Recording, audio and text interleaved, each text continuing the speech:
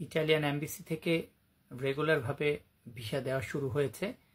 আজকে আমার পরিচিত একজন ফ্রেন্ড ইটালিতে পড়তে আসার জন্য স্টুডেন্ট ভিসা পেয়েছেন। এটা থেকে আমরা কি বুঝতে পারছি যে ইটালিয়ান এমবাসি তাদের নিয়ম অনুযায়ী বিজনেস ভিসা, স্টুডেন্ট ভিসা, চিকিৎসা ভিসা, বিভিন্ন ট্রাভেল ভিসা, তারপরে ডেক্রেতো ফ্লুসির যেই ভিসাগুলি আছে সেগুলোও তারা স্টেপ বাই স্টেপ দিচ্ছেন।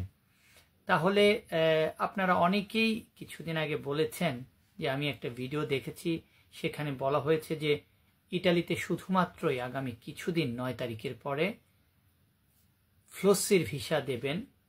সব ফালতু কথা, সব মিথ্যা এবং বানোয়াট কথা। এবং যিনি এই কথাটা বলেছেন, এই কথাটা ইটালিয়ান অ্যাম্বাসেডর বা তার নিচে যিনি ভাইস অ্যাম্বাসেডর আছেন তাদের মুখ থেকে বের হয়নি। তাহলে বাংলাদেশিরা এইসব কথা বলে কি ইনকাম করতে চাচ্ছেন? তাদের আসল উদ্দেশ্যটা কি? ইটালিয়ান এমবাসির ভিতরে যেই রুলস অ্যান্ড রেগুলেশনগুলি রয়েছেন সেখানে তারাই খুব ভালো করে জানেন যে কয়টা স্টুডেন্ট ভিসা দেবেন, কয়টা ফ্লুসির ভিসা দেবেন বা কয়টা বিজনেস ভিসা দেবেন। তারা তো বাংলাদেশিদের সাথে শেয়ার করবেন না।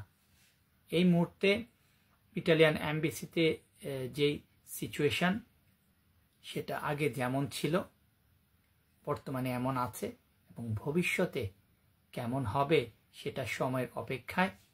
তবে আপনাদেরকে একটা কথা বলতে পারি, আগামী 2-3 মাসের মধ্যে ইটালিয়ান এমবাসির পরিস্থিতি বদলে যাবে, সেই উদ্দেশ্যেই কাজ করছি।